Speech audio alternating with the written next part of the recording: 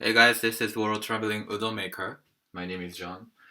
So what I've been doing is I've been traveling around the world for more than 3 years, and every time I visit new country, I was cooking this type of noodle called udon by visiting someone's house or restaurant or hotels, anywhere with kitchen facility, basically. Through my life, I've traveled to more than 70 countries, and in 20 countries out of these 70, I was cooking this udon, and more than thousands of people actually have my udon in these 20 countries. So today I want to talk about some very interesting travelers I met through my journey.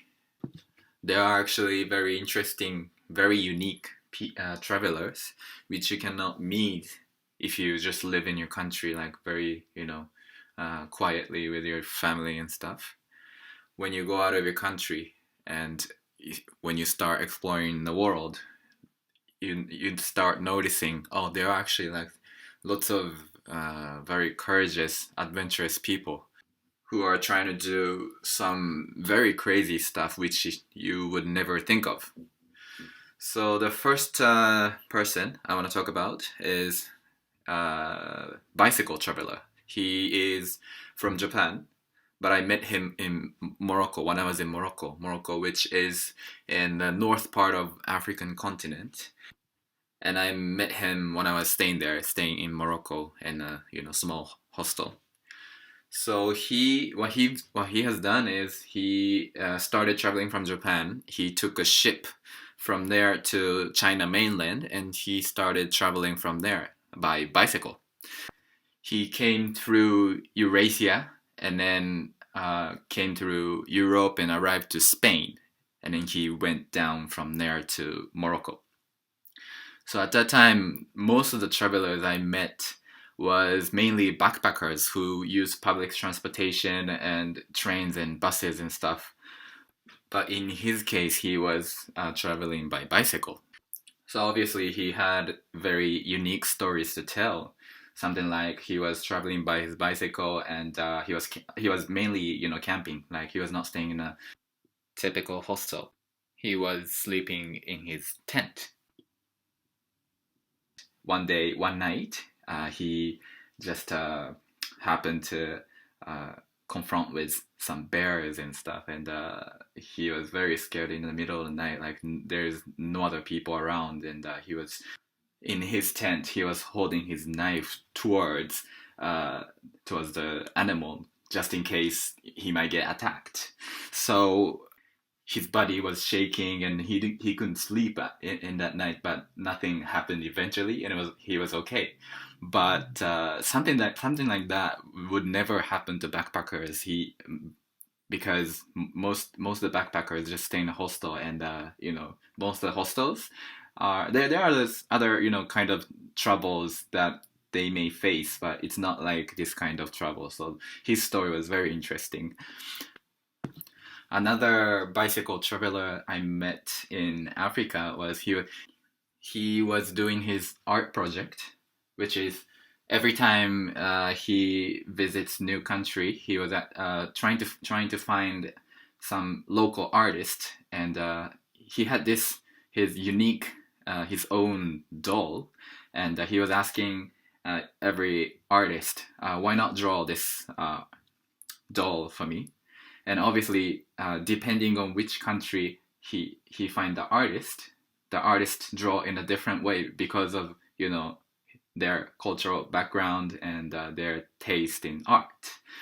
So after finishing his travel, what he wanted to do was he wanted to collect all the artworks done by those artists around the world, and he wanted to open his cafe in Germany, and do exhibition of all the art pieces in that cafe. Another bicycle traveler, I've never met him, but I've heard a story about him. Like among travelers, he's pretty popular because he does some crazy stuff. He's from Japan, and I think he's been traveling for nearly 10 years now. What's very interesting about him was when he start traveling from Japan, he said, "Oh, let's travel. I want to see the world, so let's travel for more than 10 years. My plan is 10 years." He's calling it a 10 years plan. So it's very interesting because I've been traveling for 3 years, and that just happened by coincidence. Like that just naturally happened afterwards. But what he's done is from the start, he knew that he will be traveling for 10 years. That was like the fixed plan for him. Who would think that, like, oh, because I want to see the world, I need to travel for next 10 years. My next 10 years will be dedicated for just for my, to see the world. So I just think he's very interesting in that sense. And he has been actually done some crazy stuff in South America in Amazon. He created his something like a kayak, like a boat, by himself from scratch in Peru or Bolivia, and he had a small house on top of the boat, and there are nice it's not too nice, but there's kitchen, there is like all the necessities, like all the tables and stuff. And while he travels by that boat, because he need food on the boat to survive, he was fishing some fish from in this Amazon River, and he somehow survived. And sometimes police came checking what the heck are you doing here on Amazon, and lots of story happened on that boat, and that was so interesting. I've never thought of doing that kind of thing, making your own boat and travel through Amazon River. So those were the bicycle travelers. I mean, from my experience, I know bicycle traveler tends to do some crazy stuff, but like those are the three people I just thought of in my head. Another type of traveler, so it's not the bicycle traveler, but he is someone I met very recently, and he's a backpacker, but maybe I should call him in a different way because he's rather no backpacker. He is a minimalist, so he's been traveling for more than a year around the world, but he doesn't have anything basically, but all the necessities. He's wearing something like a raincoat, and in his pockets in the raincoat, he has like all the basic necessities like toothbrush, like clothes, all the basic stuff you need to survive in the daily lives. And he also has like a plastic waterproof small, very very small bag, and that's pretty much all he has. So he doesn't have a backpack. He's just like with his raincoat and his pants and very very small waterproof bag on his waist. So he doesn't have anything on his hands either. So when he goes on plane, obviously he doesn't have any checked-in luggage. He just carry on his like a very minimum small waterproof bag on his waist, and that's all he has, which is like definitely less than 3 kilos. In my case, on the other hand, I definitely have a lot more luggage than typical backpackers because of all the udon cooking stuff in my suitcase.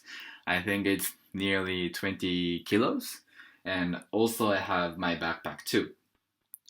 On the other hand, some bicycle travelers I mentioned, those people I met so far, some people have like a luggage more than 90, like 100 kilos on his bicycle because they need to carry tents, cooking stuff, and like all the stuff that you can normally borrow from the hotels. They need to carry on his bicycle, and they don't need to take an airplane, so they don't have to worry about the amount of luggage. So the amount of luggage is always very controversial among the travelers because depending on how much you carry, the style of traveling really changes, and if you have too much, you really cannot enjoy. But this guy, this minimalist, had less than 3 kilos, and that's like the person that I've never met. Like even though I've met like more than like thousands of travelers. So this is it for today. I think I can talk about some other interesting travelers too for the next episode. So please leave some comments if you like it, or if you have some topics you want me to talk about. See you next time.